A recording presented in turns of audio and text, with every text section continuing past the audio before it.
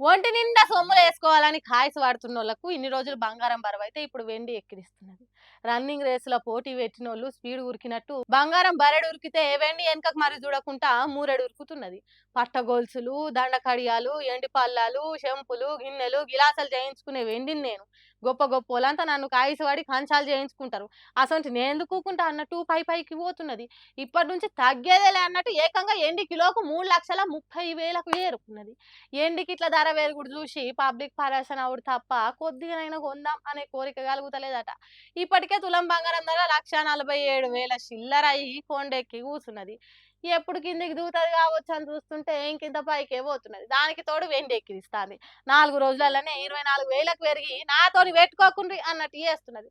మరి ఎందుకు ఇట్లా వెండికి దండిగా రేటు పెరుగుతున్నది అంటే సోలార్ పలకలకు, కరెంటుతో నడిచే బండ్లు, కార్లకు, ఎలక్ట్రానిక్ వస్తువులకు ఎండితోనే ఎక్కువ తయారు చేస్తారట. కాబట్టే రోజు రోజుకు రేటు పెంచుకుంటాందట ఎండి. రాబోయే కాలంలో ఇంకింత ఎక్కువైతదనే అంటుర్రు. అంతేగాని తగ్గే ముచ్చట లేదట. మళ్ళొచ్చేది పెండ్లిళ్ళ సీజన్ కాబట్టి వెండి బంగారాలకు ఇంకింత గిరాకీ పెరిగి సామాన్య జనానికి దొరకకుండా ఉరుకుతాయని అంటుర్రు. కాబట్టి రేటు తగ్గుతది కావచ్చని ఆశ పెట్టుకొని ఎదురు చూసి తర్వాత బాధపడే కంటే ఇప్పుడే కొని రేపు రేటు పెరిగినాక అమ్ముకుంటే మీకే లాభం జరుగుతదని అంటుర్రు. ఎండి బంగారం వ్యవహారాలు తెలిసినోళ్ళు ఏం చేస్తారనేది మీ ఇష్టం. కొండను తవ్వి ఎలుకను కాదు కదా, ఎలుక తోకను కూడా పట్టని దిక్కుమాలిన కేసులు పెడతాంది రేవంత్ రెడ్డి సర్కార్ అని అంటుర్రు తెలంగాణ పబ్లిక్. మరి లేకుంటే ఏంది, ఫోన్ ట్యాపింగ్ కేసును హైకోర్టు, సుప్రీంకోర్టులు కొట్టేసి శతబుట్టలు వేసినంత పని చేసినాయి. చెంపల మీద చేతచ్చులు పడేటట్టు ఫట్టుమని కొట్టినంత పని చేసినాయి. అయినా ఫోన్ ట్యాపింగ్ చేసిందని పొంతలనేని కేసు పెట్టి మాజీ మంత్రి హరీష్ రావును అరిగోస పెట్టాలని చూస్తాన్రట. అందుకే స్పెషల్ ఇన్వెస్టిగేషన్ టీమ్ అనే సిట్ వేసి ఏసీబీ ఆఫీస్ కు విచారణకు పిలిచిండ్రట. చూడుండ్రి జనాలు హరీష్ రావు వెంబటి ఎంత మంది గదిలొచ్చిండ్రో. మచ్చలేని మా నాయకుడిని తిప్పల పెట్టాలని చూస్తున్నారు. సిట్టు పేరుతోని డ్రామాలు ఆడుతున్నది రేవంత్ రెడ్డి సర్కార్ అన్నట్టు అగ్గి మీద గుగ్గిలమైనరు. చీకట్ల బాణాలు వేసినట్టు 2 ఏళ్ల నుంచి డ్రామాలు ఆడుతున్నావు. సురభి నాటకాలు చూపెడుతున్నారు తప్ప చేసింది ఏం లేదంటుర్రు. తెలంగాణలో తుపాకీ రాజ్యం నడుస్తున్నదని ఓ మంత్రి బిడ్డ చెప్తే నో సిట్టు. కాంట్రాక్టర్లను కమిషన్ల కోసం చంపుతామంటే నో సిట్టు. బొగ్గు టెండర్ల అవినీతి జరుగుతున్నది ఆధారాలతో సహా చెప్తే నో సిట్టు. ఓ మంత్రి వ్యవహారంలో ఐఏఎస్ ఆఫీసర్లు ఆత్మహత్య చేసుకునే కాడికి వచ్చిందని వార్తలు వస్తే దాని మీద నో సిట్టు.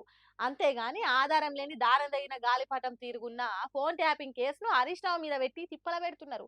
సింగరేణిలున్న నైని బొగ్గు గని టెండర్ల కోట్ల అవినీతి జరిగింది హరీష్ రావు చెప్పుడుతోనే పాత కేసును పసలేని కేసును తిరగదోడుతున్నారు.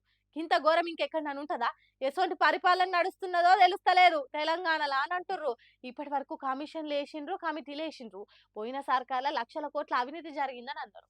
కానీ 2 ఏళ్ల నుంచి రోత ఉట్టించుడు తప్ప ఇంకోటి లేదు. బీఆర్ఎస్ పార్టీని ఆగం చేసేదానికి, కారు గుర్తు కార్యకర్తల బలం కలిగించేదానికి, కాంగ్రెస్ సర్కార్ అవినీతి ముచ్చట్లను పక్కదారి పట్టించేదానికే ఇంత రాద్ధాంతం తప్ప ఇంకోటి కాదని అంటుర్రు. విచారణకు పోయే ముందు మాజీ మంత్రి హరీష్ రావు సారు తెలంగాణ భవన్ కు చేరుకున్నాడు. అక్కడి నుంచి ఏసీబీ ఆఫీస్ కు బయలుదేరిండు. అంతకుముందు విలేకరులతో మాట్లాడుకుంటే రేవంత్ రెడ్డికి గట్టి వార్నింగ్ ఇచ్చిండు.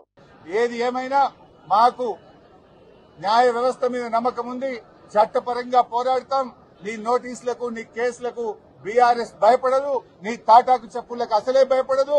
నీకు దిమ్మ తిరిగే విధంగా ప్రజలు రేపు మున్సిపల్ ఎన్నికల్లో తీర్పిస్తారు బిడ్డ. రేవంత్ జాగ్రత్త.